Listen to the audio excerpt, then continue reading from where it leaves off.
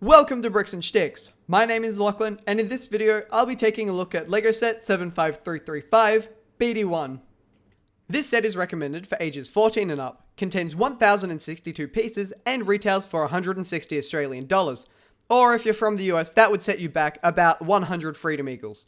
Unfortunately, this set retired at the end of 2023, and to buy a new one now, it would cost you around $100 more than the original price.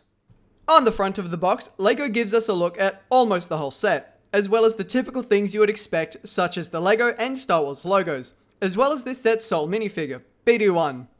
One other thing we see here that, if you're from August of 2022, would make you very surprised, is the Jedi Fallen Order logo, for reasons that I'll talk about in a bonus video next week. Smash that subscribe button and turn on notifications so you don't miss it. The side of the box is, well, as expected, having an image of BD-1 as well as the LEGO and Star Wars logos. The top of the box has those same logos once more, as well as this set's 1:1 scaled figure, BD-1. Finally, on the back of the box, we get one more angle of BD-1, alongside some of this set's play/display features. LEGO also provides the height of this set, coming in at around 31 centimeters or 12.5 inches, as well as the final part of this set being an information plaque. But now, it's time to open this set up.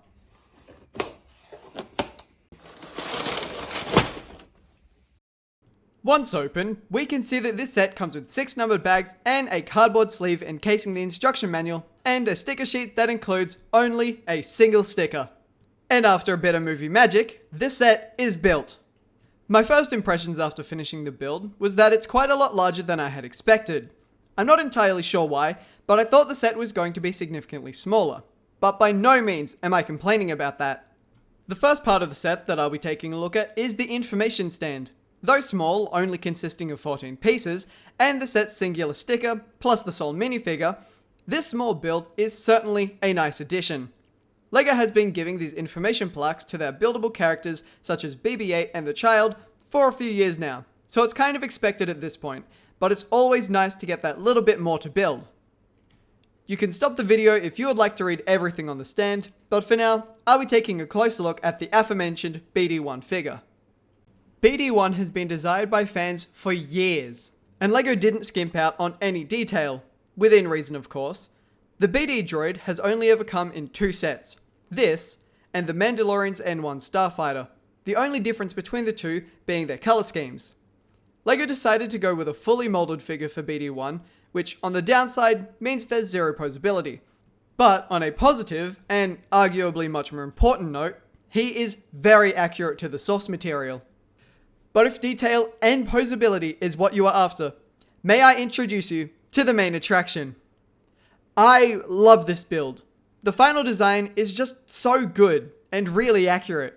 Starting from the feet, LEGO got the angles on point, with some great details like the hydraulics on the back of the feet. Though I do have to say that both the back and especially the front here should have been a little shorter. But I understand that for stability, this was probably the smallest LEGO could have made them. Moving up a little, we see even more amazing details on the outside of the legs with the white and red contrast, plus some whip pieces to look like cables on the exposed mechanical inside. Now, unfortunately, the knee joints can't be moved, which results in a little less adjustability for display, but if they could have moved, it probably would have resulted in the stability being even less than it already is. While we're here, we can see the thrusters on the sides of BD's legs, plus some small details to increase the accuracy of the build. Not to mention the layers, which are significant highlights across both the legs. Here at the hips is also where we see the main point of articulation for the legs, which have a full 360 degrees of motion. For display though, I wouldn't recommend more than a few clicks on either side, otherwise the set becomes very unstable and can fall over extremely easily. The legs can also be moved inwards and outwards if you so feel. The body of BD-1 is highly detailed, along with some really nice angles. In universe, his body is a little stumpier than we see here, with this area being around half the size. Unless you're comparing the two things side by side, I can't really see any problem with this. The back of the body has some cool building techniques, such as these 2 pieces being directly connected via some studs. And to get that angle right at the bottom of the body, LEGO had to make it so that these bottom pieces could rotate a little, which, though not exactly a play feature, could definitely be considered as one. Maybe there's an extra thruster inside. Who knows? At the top of the body, we get the neck, which has some movability, but it is quite a lot stiffer than the leg movements. It also just feels a lot more flimsy because of these circular pieces holding the neck at the base, so I try not to move it as much as I can. Moving up once more, we are met with the underside of BD's head, which is very hollow. Moving past that, as we finally make our way to the rest of BD-1's head, we are met with somehow even more details than we've seen before. Let's start with the eyes. LEGO absolutely nailed the design of this section. The angles are phenomenal, with some really cool building techniques being used to get the eyes flush with the visor. The visor can be moved a bit, which again, could be considered as a bit of a play feature. Even though the top of the head is probably the least notable section of the build, it still looks really good, especially with all the angles merging into it. And as we move around the side of the head, we get a nice look at the antennae, which you would expect to be able to move, and of course you would be right, which is really good when it comes to displayability and play. And just a reminder, this is a 14+ set. On the right side of the head, or left depending on how you look at it, we get, in my opinion, one of the coolest details of the set. If we pull this small tray out of the head, LEGO includes 3 stim cells, which if you haven't played either Jedi Fallen Order or Survivor, these are used to give the main protagonist Cal a bit of health back. Moving once more, this time to the back of the head, we get a whole lot of round transparent blue tiles to imitate the look of flickering lights, as well as some extra details, just adding to that already incredible look of this build. And yes, the angle is done in such a way that it means that this part can be moved, making it once again a possible unintentional play feature. Oh, and I forgot to add, the head can swivel from side to side.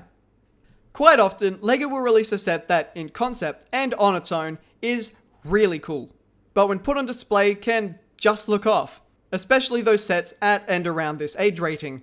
But by no means is this one of those sets. In fact, I would have to say that this is within my top 5 favorite sets on display right now. Overall, this was a joy of a set to build, with heaps of amazing building techniques utilized and an incredible final model.